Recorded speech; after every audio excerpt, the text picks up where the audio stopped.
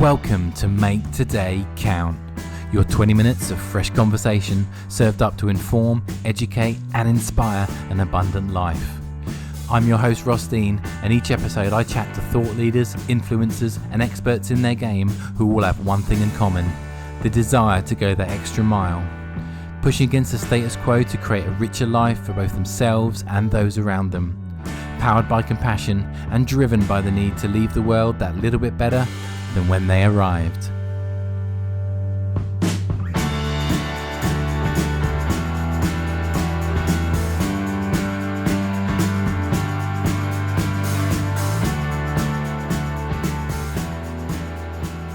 Okay, hi guys, and welcome back to episode 8 of Make Today Count.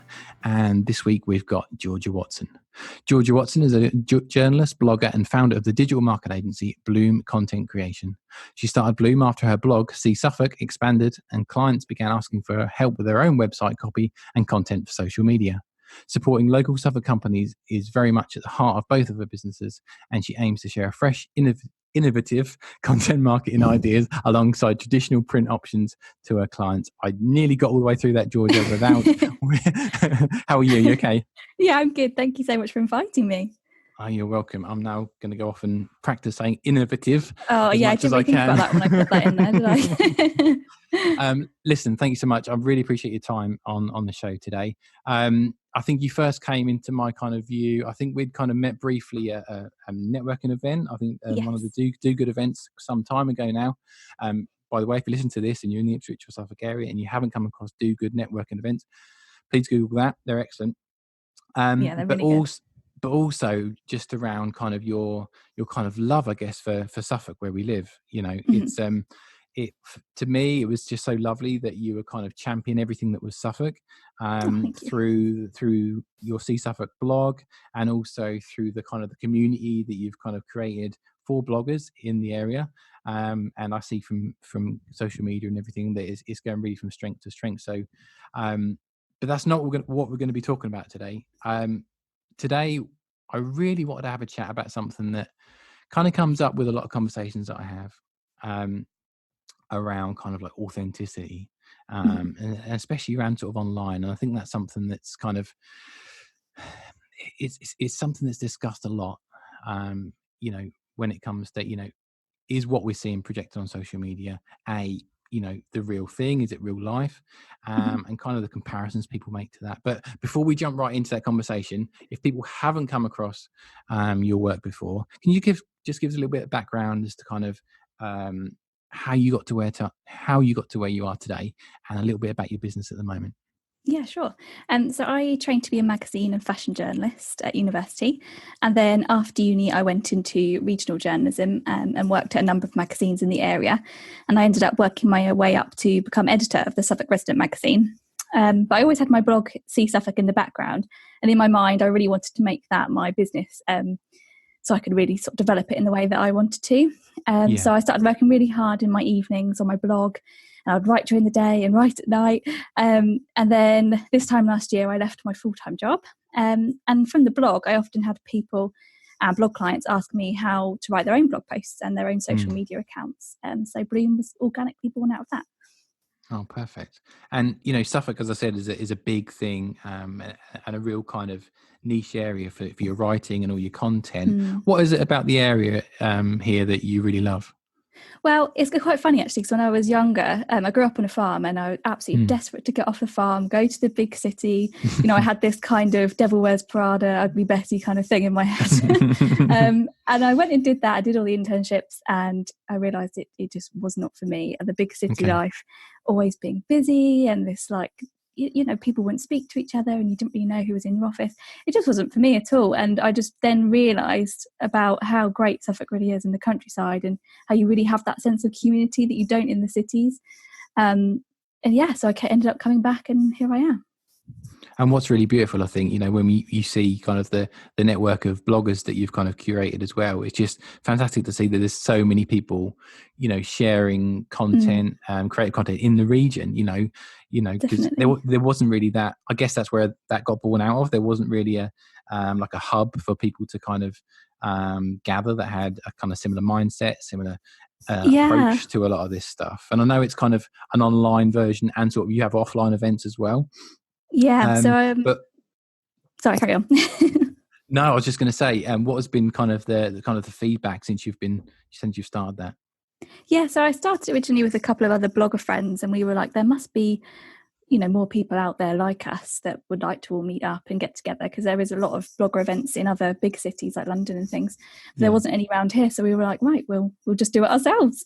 So yes, I've been doing those for probably nearly 2 years now.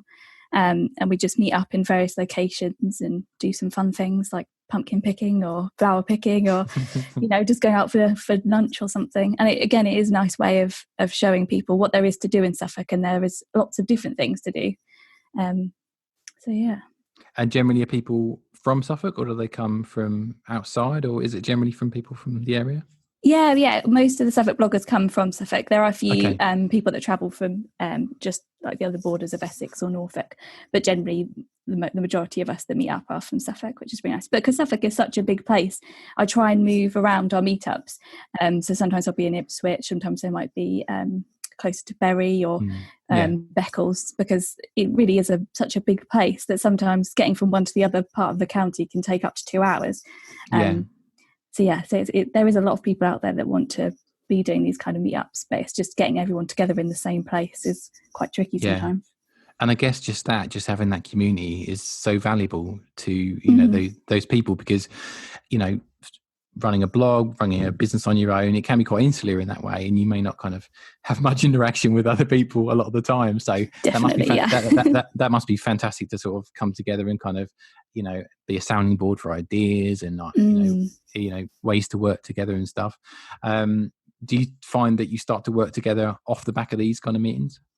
Yeah, it's we do work together in a way, but it's more like you say, having that community and people to speak to, and we become more friends than anything else. Yeah. And just having someone to go out to coffee with or to take your laptops and work together is a really nice thing, because like you say, you get stuck in your own little head sometimes, and actually what you think is becoming like a big thing is actually when you speak to someone else, like, yeah, that happens to me too, like it's fine, and you just need those people to reassure you and to have some support, really. Yeah. As I look at the kind of the kind of the community that you've created there, looking at all these people individually, all these bloggers individually, one thing that comes across is that they really have their own kind of niche. They're all kind of authentic in their own way, and which brings us nicely onto the kind of the conversation today. As I said at the beginning, I really wanted this conversation to because when we start off a business, or we start off creating content, we always kind of, I think, just generally just look to other people that are in the same space, because it's naturally it's how we learn. If you success leaves clues in that way. So you're going to look to people that you admire, or you are interested in their content. But I think you come to a point at some point when you feel that maybe you want to bring more of yourself into the content. You want to make it more authentic, and authentic is a word that today is kind of banded around all the time. But why? For at the beginning, you mentioned that you were doing your blog, and people started coming to you for help. They wanted help with their market, and obviously they saw the great work that you were doing. But generally today, in with Bloom, why do businesses usually come to you with help with their marketing? It's a really good question. Well, I'd like to think it's because people have been following my blog for quite a while now. I'd like to hope that I've built that trust with people, and they can see that I know what I'm talking about from delivering it, really. And in terms of what they ask me to do, it's very varied. I offer social media training and management, blog writing, newsletters, website copy, press releases, all those kind of things. But at the moment, I do a lot of sort of Instagram and social media training, which I absolutely love doing. It's really nice to be able to give people the confidence to be able to be authentic online, and to be able to start to enjoy it and watch them enjoy it, and sharing their business in a way that feels not scary or daunting to them, and they can just be themselves, which I think is really important. And do you work with kind of like a niche of certain types of businesses, or is it kind of a mix of all different kinds? Yeah, a mix of all different kinds. I say small businesses really because I really like Yeah, working with especially small local businesses because I think they all have such interesting stories and they yeah, often have a journey of how they've got there, which as a journalist I always found so interesting because you could write, so much copy about people's business from their personal angle, which was often a lot more engaging than just writing about the products. yeah. So that's why I always encourage people to do now. Perfect. And obviously, people are coming to you, they're asking for help with all those manner of things that you just mentioned there. Why is it, do you think, that sometimes we're reluctant to market our business, or why do we put off marketing our business, do you think? Oh, yeah, I have to say I'm a bit guilty of this myself, to be honest. I think it's mainly because business owners, we're just so busy. Yeah, You go from doing your one particular job that you're really good at and that you're really passionate about, but then you have to add in your admin, your sales, and your marketing. And often those things are quite alien to us. We haven't had to do them before. So I think putting them off is kind of the way that we do it. We just get on with the actual jobs and they kind of fall behind, especially when things are going well and you've got a lot of clients or you've got got a lot of sales going on, and then suddenly when you've got a drought you realize, oh yeah, I really need to be doing my marketing now. yeah, But like I said, I'm equally as kind of guilty about doing that because I don't upload to my own Bloom Instagram as much as I would like to, just because yeah, I'm doing the marketing for everybody else. yeah, But I think that is the thing that we often get put off because either we don't know exactly what we're doing mm, or we've got loads of other stuff that we could be doing. yeah. I think for me, looking back at sort of my own content, it's kind of in stops and starts. So you get on a really good roll, and you start to churn some stuff out, and then just life or work gets in the way, and then you Yeah, kind of you have a gap, and I think it's really difficult sometimes to get that momentum. definitely. Yeah. Because I think we'd all agree that if you can be as consistent as you can, that's where it kind of reaps the most benefits. But is it kind of in the majority, do you kind of look after accounts as such and run the whole thing, or is it just a case of creating the content for the business themselves to kind of manage and post? How does it kind of work?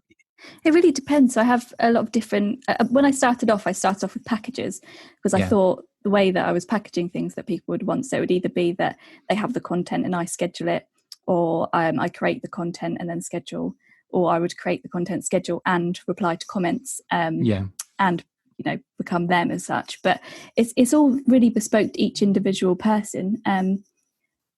I kind of work with their needs to create a package for them that works, because often what one client will need will be completely different to somebody else.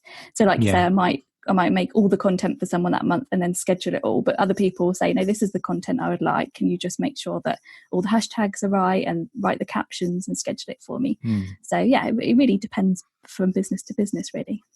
And I'm guessing also that, when you're kind of taking on a new client, because you want the content to be succinct with kind of their own voice and their kind of business authenticity, I'm guessing there's a kind of a lot of questions you need to ask and kind of get a real feel for their brand at the beginning.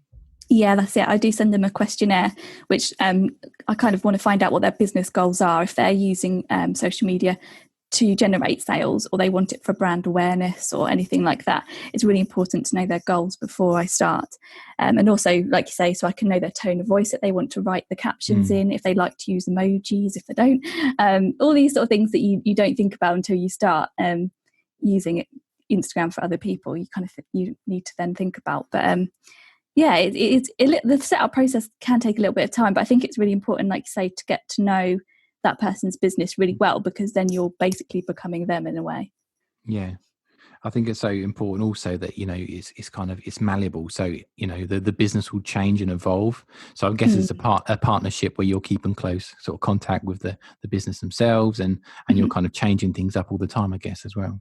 Yeah, so I will schedule things for a month for people. I normally set aside, say, half a day for each client to schedule all of their content. But I'm Yeah. very open to people emailing me with new content, say they're suddenly in the paper that day.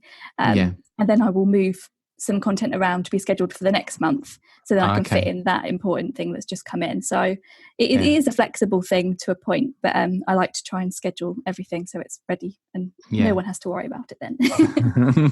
And you mentioned a really great point just now as well about having a goal for these posts, because I think sometimes we get caught up in the, maybe we're creating, content that's really beautiful, if it's photographic or has graphic design elements to it. Maybe you're sharing something that you really love, maybe it's something that's personal to you, but it's so important, as you just said, that there is a goal to the posts that you're putting out, I guess, as well, so that the time that you're spending on the content has some return. Is that kind of how you work it? Yeah, definitely. I was just speaking to a client today about it, because she runs events and I'm going to be promoting her. So in her sense, because the events are free to attend, it's harder to work out how successful the social media is. But we can look at analytics such as how many impressions and how many unique users it's reaching. So from that respect, we can say, well, this post has reached this many thousands of people, and then you had however many walk through the door, kind of thing. So you can always see, you can always put a statistic to something, which I think is really important, especially with social media, because if you're not looking at those stats, you could just be churning out things, and getting yourself kind of down about maybe how it's not working for you. But unless you're seeing exactly how your posts are doing, you might not know what exactly is going wrong and what is going right. So yes, definitely an important thing to look at. No, indeed. And when we talk about authenticity, when that kind of word comes up, what does it mean to you, Georgia? So it's a question that you can answer on so many different levels, but I think authenticity just means being yourself and showing your own personality, as well as sort of sharing and talking about your skills. But I think there's kind of a balance between being authentic and then oversharing. I think it's kind of important to work out what your own boundaries are online and what you're happy to share and what you want to keep private. So, for example, on my social media, I'm quite happy to share most of what I'm doing, as it kind of relates to, seeing Suffolk. But I don't really want to talk about my partner or my family on there. So I think it's very important to be authentic, but it doesn't mean you have to share everything. You can still be authentic and keep your private life private. Which I think some bloggers have almost had to sacrifice because they thought they had to share everything. But luckily, I think things are turning the other way now, which is good. I guess it depends on your brand as well, and kind of what you're kind of projecting. What you in regards to what you want to share. And at the end of the day, if you want to share both, you just have a couple of different accounts and have one sat there that's more personal, and you can share things that way. But I totally agree. You've got to, as you say, you've got to be sure that you set the purpose of the account, and then what your sort of things. It's kind of just having those guidelines, I guess, your own guidelines to your own account. Definitely. I think it's something that people don't necessarily consider when they're setting up their accounts of, like you say, their own brand guidelines that they might do with a website or, the branding or logos and things. But it's just as important to have those for your social media accounts too. Yeah. And when you kind of, from the businesses that you've worked with and sort of the conversations you have in those early stages, what do you feel that kind of most businesses are doing wrong when it comes to kind of their authenticity online? I don't think it's that they're necessarily doing something wrong, but I think it's that they could just do things a bit better. I think showing the people behind the business more, because at the end of the day, people buy from people and people that they like and they trust. So I think instead of using social media as a complete sales pitch, I think it's showing the human side of it a bit more. Things that you love about the products personally, or how you got to that, like I mentioned earlier, how you got to that stage in your life, and you working behind the scenes. And I think a big thing is making sure that you engage with every comment so you can build that sense of community around your business. Definitely. I did a talk yesterday, and one of the things we spoke about there was we looked at sort of buying habits of certain audiences, and we looked at millennials, and all the things that came up around why they make choices around buying was around things like they value quality, they value the kind of charity recognitions within brands, they good causes and all those kind of things. And the conversation we had yesterday was really around a lot of these things you're already doing in your day to day. You're just not, at the moment, you're just not sharing it in a conducive way that people know about it. All this stuff's going on probably in your business, but you're just not sharing it, so people just don't know about it. And I think when people kind of realize that and realize, in fact, there's not much else to do in regards to doing, because you're doing it already. It's just around finding creative ways to, create compelling stories for your audience. And I think that's something that people forget sometimes, in that there's so much that goes on within their business or within their brand. But I think it just takes sometimes just to take a step back from it, or indeed ask other people. I think what's been helpful for me in the past is to, go to past clients, go to the clients that you really love working with, and say, why did you, employ me to do work? What was it you liked about what I was putting out? And I think that's a really good way of kind of gauging where you should spend more of your time going forward. Do you agree? Yeah, definitely. And I think one idea that someone came to me with was kind of answer like an FAQ kind of style thing. So it's a bit like, what would your customers ask, before they decide to go with you? And you can answer those questions in like a fun type of Q&A way. Yeah. I think there's, like you say, I think there's so much. I think a lot of business owners think that people already know everything that they do, or that the things that they know, everybody knows. But actually, a lot of the time, people don't know much about your skills, your expertise. So even sharing something small that you think is everybody would know, actually, they probably wouldn't. Yeah. I think one of the best recommendations I was given a long time ago, when I was sort of in the wedding space, was think like a bride.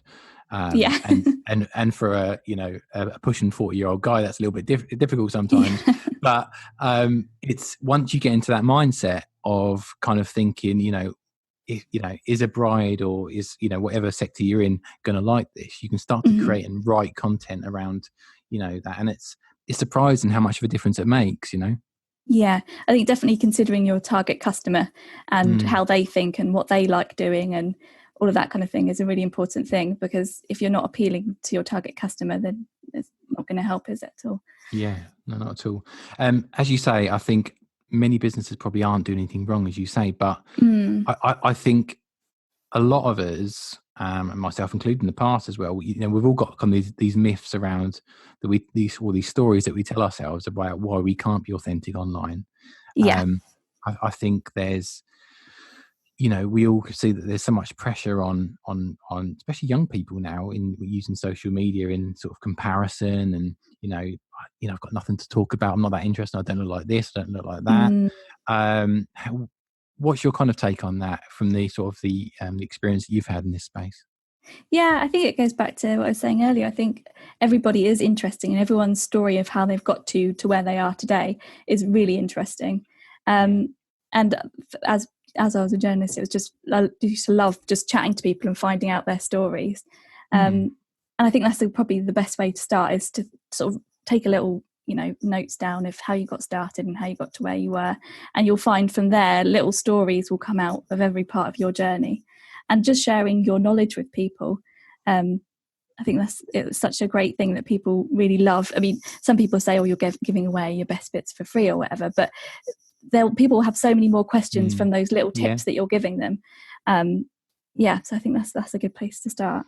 Yeah, and I think, like you say before, sometimes we think that we don't have much to share, but even the smallest tidbit of knowledge is going to may mean the world to someone else. I think because we're so far into the content or the nature of the work that we do, we just think these are little throwaway sort of tips or tricks or whatever.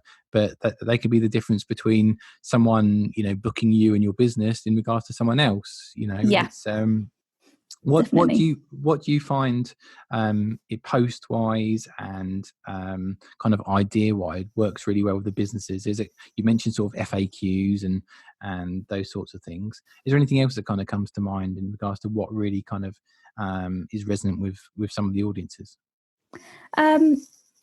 So I think a lot of the time, so I do create sort of infographic type things for people's Instagrams and social media, but a lot of the time the posts that do the best are the pictures that the person behind the brand have sent to me themselves. So they've taken like a quick selfie with a new product, or they're going out to a meeting and they're taking a picture of them at the coffee with whoever they're meeting or something like that, and that is what gets the biggest number of likes and comments, and I didn't know you did that, or I was there today, or those kind of interactions with people, they always get the best kind of things. So I think having a mix of useful sales content and then behind the scenes stuff, that often is the thing that will get people's attention, and then look back at the other sales type pitches that you're doing. I think, as you say there, especially from experience in my field, it's so important that you share, especially with imagery, that you share imagery that's personal to you. I work with a lot of brands and companies that maybe previously have used kind of either stock photography or other images that are freely available online. But once they get into the habit and have the ability to share photos and content that shows their co-workers, their business, their products, it just resonates so much more with the brand because it's unique to them. And it's just so powerful in that respect.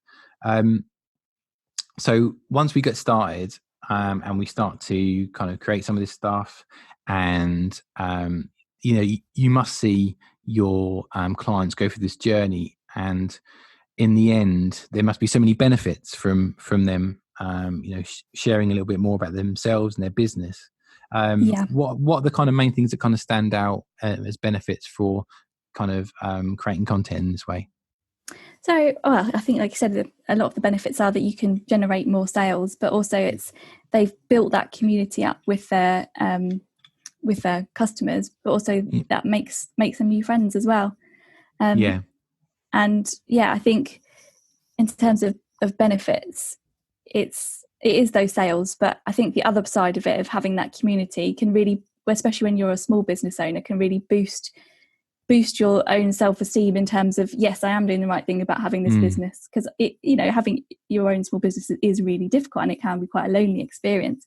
But having those people that you've met online to support you, I think, is one of the best benefits of being authentic online.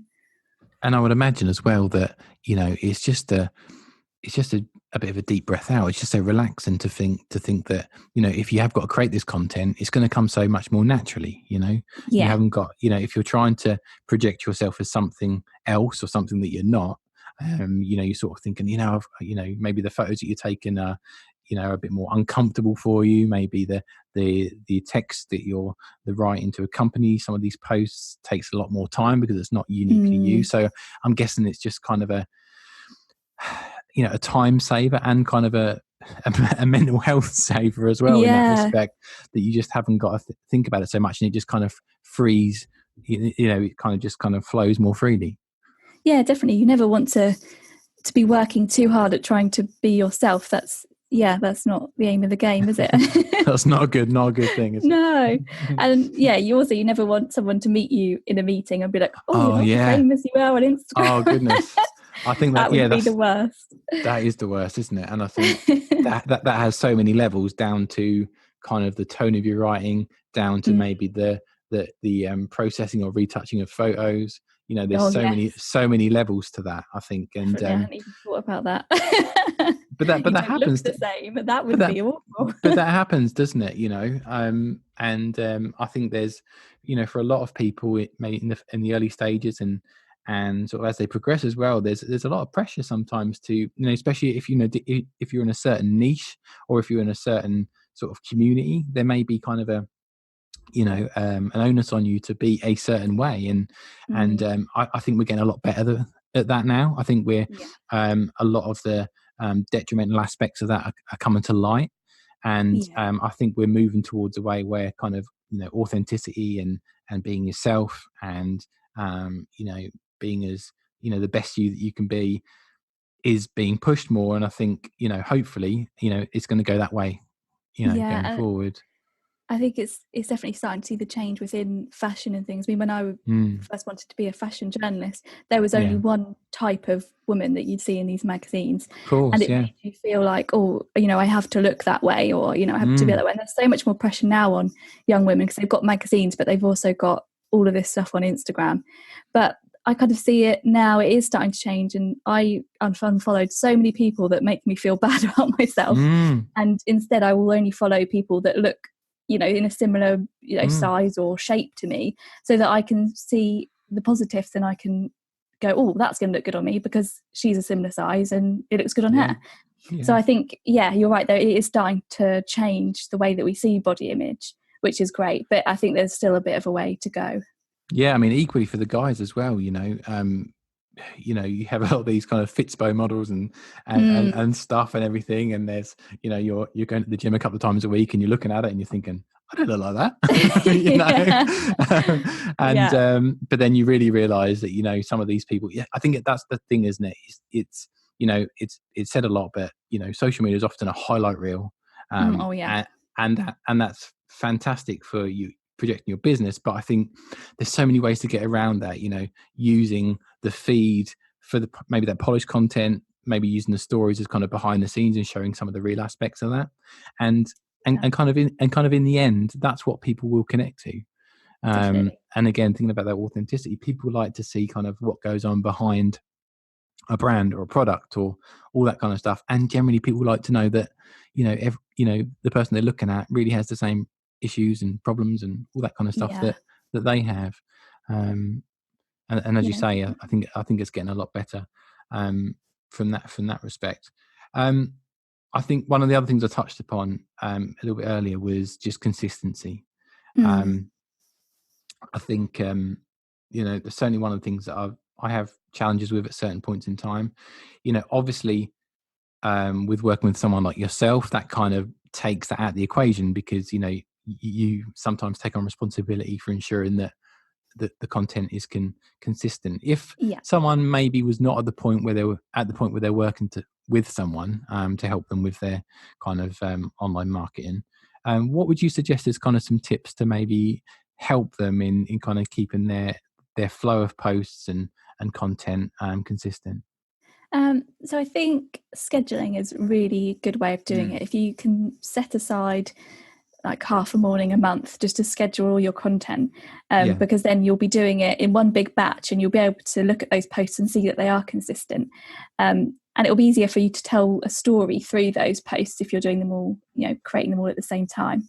Mm, Um, and also just keeping them consistent with your branding, because it kind of needs to be cohesive so it can be recognizable on all your different platforms. yeah. So, it's the same on your website, your Facebook, your Instagram. Yeah. So when people are swiping through, they can, when they see it, they'll stop and be like, oh yeah, I like that brand. I'm going to stop Mm, there. And the same goes with the way that you're writing your captions and your website copy and the way you're speaking. So it all needs to sound the same. So when your website is very formal and your social media captions are formal, it would be a bit jarring to then be really jokey and whimsical on your stories. So I think that's probably the best way to do it, is to set mm, some small amount of time aside to do them all in one chunk for a month, and then you'll be able to see that you're being consistent. Because sometimes if you're doing them one morning but then in the evening you're doing another post, you could be having a completely different feeling at that point, or mm. it's a lot easier to see them when they're all together. Yeah. And if kind of scheduling was something you want to look at, is there any particular tools that you kind of recommend to use? Yeah, well, Facebook have just launched their Creator Studio, which links to Instagram now. So you can actually schedule Mm, your Instagrams for free on there, mm, which is amazing, because before I was using a variety of different scheduling apps, yeah. which there's loads out there. There's Buffer, Hootsuite, Yeah. Planoly, Yeah. all sorts. They kind of vary in terms of what you can get for free out of them. Sometimes it's one account, sometimes it's 3 accounts. But now Facebook have launched this, it's going to be very interesting to see how the rest of those apps, whether they keep running or not. So yeah, that's a good one to start with, to see. You can just Yeah. hook up your Facebook and your Instagram, because they should be linked as they're the same company. So that's Yeah. I the need to have first a one look. I'd look at. I need to have a look at that one. I haven't come across that as yet. Do you know? Yeah. Just a quick question for me as we're Mhm. having a conversation. Do you know if you, within that Facebook studio, can you do kind of reoccurring posts at all? Do you know? Reoccurring is in like So say schedule so. them again and again. Yeah, so it's maybe if you've got some like evergreen content where it's you could, obviously because people's feeds kind of go so quickly, and maybe you wanted to say every 2 weeks I wanted to put this post in. and have it reoccurring. I use a different service for that currently, but I'm not sure if you can do that I within don't know. I think you would Studio. have to Do them as separate repost posts. it. Yeah, I think you can Okay. only schedule it for one specific time at the moment. Okay. But yeah, I think that's how it is at the moment. But it is Oh, still quite a new yeah, I'll have thing. to I check only that found out. it like a couple of weeks ago, so it's actually quite Yeah. exciting for me to be like, oh, I can do all of my posts in one space, which is nice. Well, Not have to go over to like Buffer or go over to Primary yeah, or something. and fantastic that Yeah. that's free as well, because I know a lot of the other tools were kind of charging for that, those kind of functionality before. So that's I think fantastic, Facebook want isn't the it? monopoly on it. Yeah, it's also good that you can kind of keep it all within the same app or the same website as well, isn't it? So you haven't got to go elsewhere. Or Yeah. is there an app for that as well, or do you have to do it through the browser? I'm Or not sure. I've only ever done it on my browser so far. yeah, If you go onto your business page and then you hit, it's either under publishing tools or it's under more and then publishing tools, and then in the sidebar it says Creator Studio. Yeah. And then you just link it up, and there's a Facebook side of it and there's an Instagram side of it, and you link up your Instagram, and then away you go, really. Oh, So perfect. yeah, I don't think they've finished doing it yet, because you can only, I think on Instagram you can only publish it, you can't go back and edit it. So I have a feeling there's going to be some more updates coming soon, but I'll post about that on my Instagram when it comes out. Yes, that sounds really exciting, doesn't it? Yeah. I think also one of the things that a lot of people toy with when they're sort of scheduling and setting things up for the future is they kind of toy around with kind of days of the week and times and things to post. Is that indicative of your niche and your type of business, or are there general rules to kind of follow around that, do you think? There are some general rules. So generally people log on first thing in the morning. A lot of people, I do this, I know it's really bad, but as soon as they get up, it's often the first thing that people look for is they'll scroll Instagram. And then in the evenings, so generally on Instagram, 6:30 to 7:30 is quite good. Okay. But on Facebook, I saw the other day that it was 8:00 seemed to be the best time. Okay, I guess people maybe got the kids to bed, that kind of thing. But it does depend on your niche. So again, on Facebook and Instagram, you can go on and see exactly when your followers are online. If you've got a business profile, that is, you can't do it on your personal. But if you've got a business profile, you can see exactly when they're online. So you can then post on those days and times, which is really helpful. Yeah. No, I just want to mention that because I think that's something that comes up a lot. And obviously, if you're spending a lot of time on this content, as you say, you can look at the stats and all that kind of stuff, but you really want to be putting it out there when the majority of your audience is around. So that's really interesting. Yeah. So imagine now that we've started a schedule, things are going well. We've started to see some traction. The stats are looking pretty good. But it's moved along so much now that really we kind of want some help with what we're doing. It's come to a point where we've done as much as we can, but it's starting to buy into family time or other personal time, and that we're looking to kind of work with someone to help them with their kind of social media marketing. What would your kind of recommendations be about what to look for in someone or a company when looking for help on this kind of thing? So I think it really depends on the kind of marketing that you're looking for, because there are so many different types. So it could be like branding and logos. So then you'd go to a graphic designer or a PR person. If you're looking for press connections and you want some more, media coverage, it's good to go to someone who has experience in handling that. And then for content marketing, hopefully you'd come to somebody like me who has lots of experience in writing copy for different companies and for the press as well. But I think a big part of it is working with someone or with a company that really understands your business needs and you as a person as well. You want to be with somebody that, they understand what your goals are and just how you run your business and how you like to work with things, with someone who's flexible to that. Because if your business is very corporate, you might want to go with someone is very corporate and writes in that manner. But if you're more of a small business, you really like that personality. You want someone that can write in that personality, and also someone who understands how important return on investment is, and can show you those statistics and how your money is coming back. Either that could be through Google Analytics or your social media stats, or it could even be the direct sales increases in your shop. But I think having somebody that understands that that's important is key, really. Yeah, definitely. And I can see from kind of the content that you're sharing about your clients is that things are going remarkably well for them, and they're getting some really good traction. When they talk to you after that event, when you're kind of celebrating the wins, Yeah.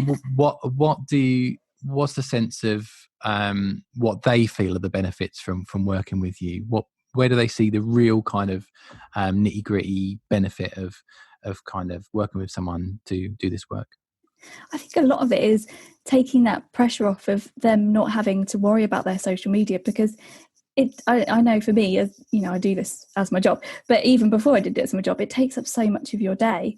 And it really frees them up to do other things that they want to do, whether that's spend time with their family, or whether it's create new business products, or go to more networking. Or I think just having that sort of weight off their mind of, I don't have to worry about checking my Instagram today.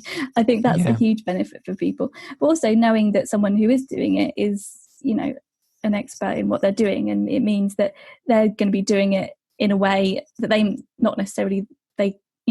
might not be able to do. So it's meaning that what we are doing is working more effectively than what they were doing. So I think that's the main things, and being able to show them how it's working as well, and they then understand how it's working. I think a lot of the time people are worried about social media because they don't know how or why they should be doing it. And as soon as you can show them those reasons, they become so much more relaxed about it all, and see it as a big benefit to their marketing. Yeah, no, definitely. I totally agree. Something I was told a long time ago was to, focus on the things that only you can do. So whether that's meeting face to face with clients, maybe that's sort of more interactive on a face-to-face basis stuff. If it's in-person selling, doing that yourself. But anything else, if you can, outsource it in some way. Definitely. Because it will just free up so much time. And I've seen that in the past. It's freed up more time to have spend time with my family and my wife and all that good stuff. And I get it. It's a bit scary, I think, at the beginning, because if it's something that you've done yourself, and you've built your business or your brand up to a certain point, you've put in the sweat hours to kind of really get that done yourself. And it's like handing off a baby, isn't it, to a certain extent. It's putting the trust in someone else to take your baby, your business or your brand onto that next level. And I totally appreciate what that's like. But I think if you can just look for someone, find someone great, sit down with them, find someone that really resonates with both your business and you as a person, that has a personality that that you get on really well with, and then you just take a small step to maybe just start to give a little bit of work to them. It hasn't got to be the whole thing. It could be just a little test to see, maybe I'm going to work with Georgia, and she's going to, every month she's going to do a couple of posts for me, or whatever that may be. I think once you start seeing the benefits come back, you just want to start handing it all over. I think it's like you said, it's a bit like, for me, bookkeeping and admin is just not my thing at all. And having the stress taken off me, thinking, am I doing this right? Is this going to work? What the consequences of this? Handing it over to someone who knows what they're doing, you just feel like, and it is, like you say, it is a bit scary, because you don't want them to, in terms of like bookkeeping, you don't be like, you've done all that all wrong, or in social media, you haven't been using the right hashtags or whatever. But I think once you meet someone and you connect with them, and they're not going to be judgmental or anything like that, I think you just sort of relax and hand it over, and then you don't have to worry about that, whatever it is, particular thing anymore. No, the thing I always tell people when we have conversations about outsourcing is that if you think about it as in, would you rather do a piece of work, have a piece of work done by someone who does lots of different things in different areas, or would you rather have someone that dedicates all their time and their training and everything to that specific subject? Because if you use those as having as part of your kind of virtual team, your clients are getting so much more value because they're having the really best expert in that field on their content or on their Yeah. whatever it is. You know, you wouldn't, what would you rather have if you had to have an operation? Would you have a doctor that is specifically for the thing that they're doing, Yeah. or would you rather have I was someone that literally does, going to say or that. would you rather have someone that does a bit of this, a bit of that? I think we'd all agree that we'd want to have work with a specialist. And Yes. Yeah. I appreciate that that approach maybe isn't open to people at the early stages of the business, but once you get some traction and you're able to, I think it's one of the best moves that you can make. Yeah, definitely. Especially if you want to grow your business and things, you have to delegate to, whether that's a staff member or an outsource. You get to that point where you're like, you just can't do everything yourself. Speaking of social media, the benefits of DMs and comments and all these kind of good things that I kind of shared that we were going to have this conversation before we had the chat today. Yes. And I asked the audience to sort of, if they had any other questions, to write in, leave a comment, and we'd look at them on the recording. So actually, Kaylee Norris, who is a previous guest on the podcast, we had I think it's the last one yes, around. I listened to hers. Yeah. Living your best life. She wants to know, how do you create great visuals using just an iPhone? So I think what she's talking about, I believe it's kind of around sort of visual stuff, around design. What would be your kind of recommendations on that? Well, I do actually run a Instagram for business workshop with my photographer friend Andy Greenacre.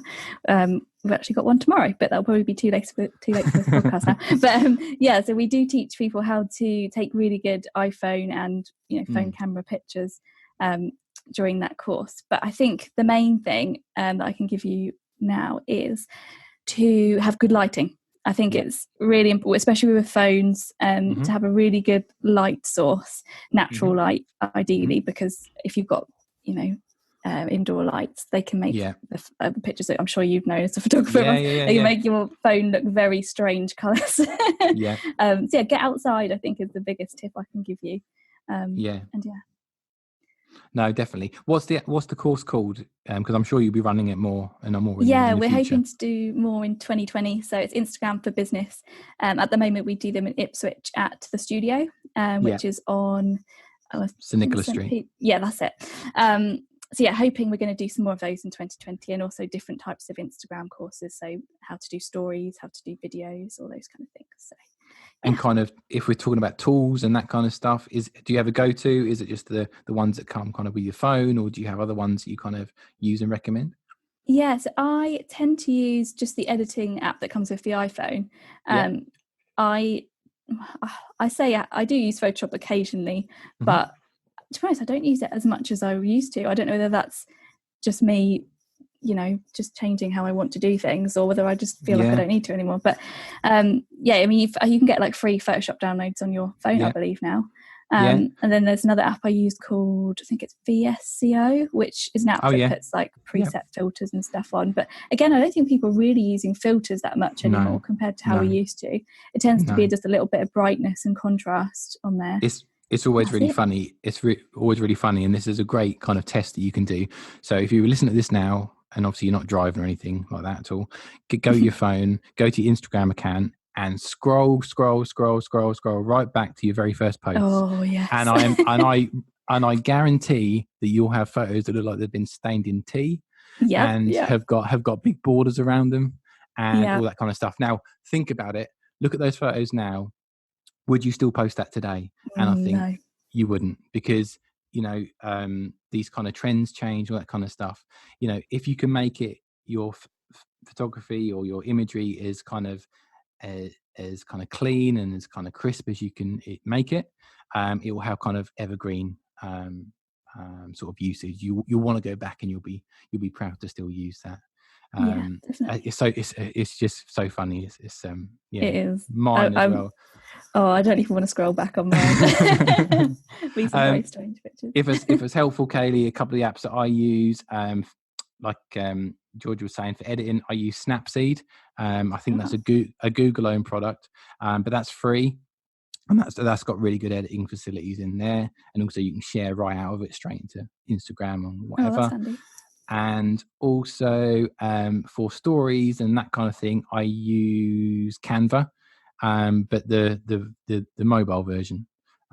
So you can, if you want to, you can create kind of the templates in the web version, save them into your account, and then you can just pull them up within the app. So I find that I've used quite a few of them, but that one is kind of the quickest for me. If it's really quick and easy to use, that's the one I kind of generally will keep with, and that's worked really well. So have a look at those. Have a look at Photoshop and the other ones that George mentioned as well. But I think, Kaylee, we answered your question. So thank you, George, for that. That's You're welcome. that's excellent. So it's like a phone in. We should do this. It is. I'd love to do that. That'd be great. There we go. Agony aunt and uncle of the social media world. There we go. Right. Yeah, Instagram Q&A. This podcast is called Make Today Count. Reason for it being is that we talk about a host of different subjects for people, business owners, entrepreneurs that generally want to create abundance in all areas of their life. And what I really love to do towards the end of each episode is to give the listeners one tip. So if they've listened to us today, they've really got a sense of, yes, this is something I can really embrace. I'm now going to go out and be more authentic online. I've listened to Georgia. She knows what she's talking about, and we're really going to go for it. But I'm conscious that sometimes when we listen to podcasts, we read books, we watch films, we almost want to go out the next day and do everything. And we know from experience that if you do that, you just hit a wall and you'll end up doing nothing. So if someone wanted to sort of kind of upgrade their authenticity, if that's a phrase, that they wanted to go out in the world and sort of be more authentic, but we're only going to give them one small step to do tomorrow, which they can then build on after that. What would be that small step, Georgia? So I think is to sit down and really work out what your boundaries are. So say, I'm happy to share this, but I'm not going to be sharing this. And I think, like I said earlier, just because you're working out your boundaries, it doesn't mean that you're not being authentic. It's actually helping you to be authentic, but you're working out what you're happy to share and what you're not. So I think just start with that, make a little list of what you're going to be sharing and what you're not. And because you'll feel comfortable in that, you'll be able to be more authentic. You won't be worrying, oh, should I have shared that, booking a holiday with my daughter, anything like that. You just want to think, this is what I'm happy to share, and then I can be comfortable and positive about sharing that. So I think that's probably the first thing that I would say to people. And as we mentioned before, it's kind of creating your own kind of brand guidelines in a way, isn't it? And that's so powerful. It's something that I think everyone should do. And it just, for me, in my experience, it just gives you kind of like a sounding board. So if you write them up, put them next to your desk or your keyboard, or wherever you kind of work.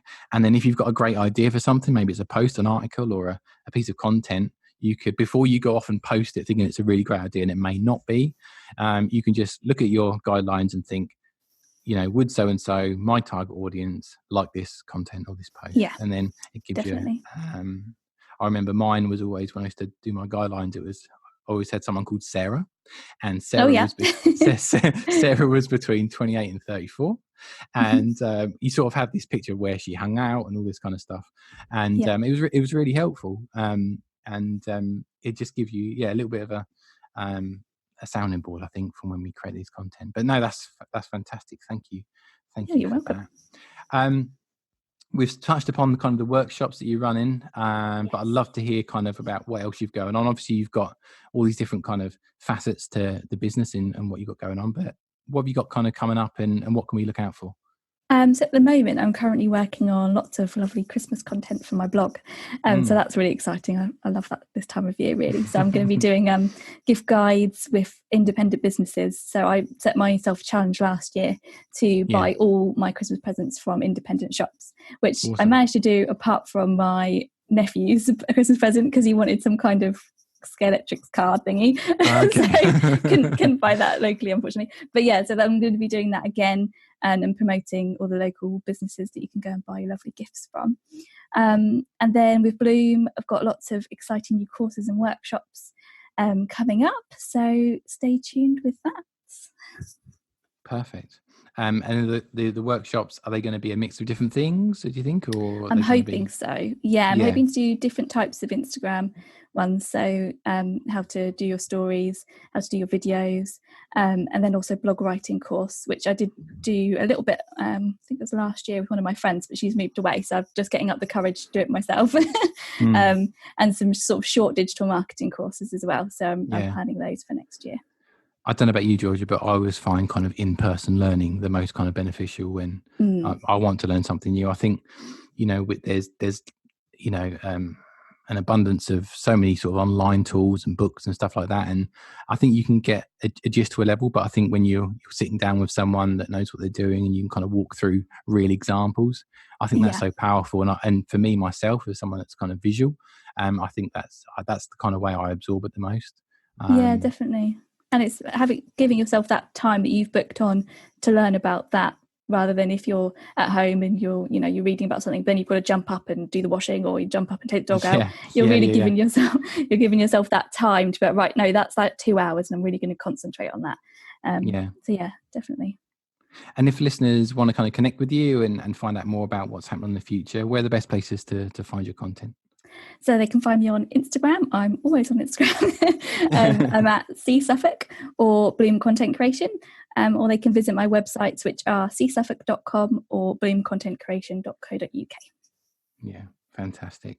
At the end of each episode, I just love to give gratitude to the guests that I've kind of had on, and thank you so much for your time tonight. We've gone through so much content, and I just know that it's going to be so powerful and to a lot of people that will be listening to it. And I know they'll want to go out and start trying a lot of these tips that we've kind of mentioned.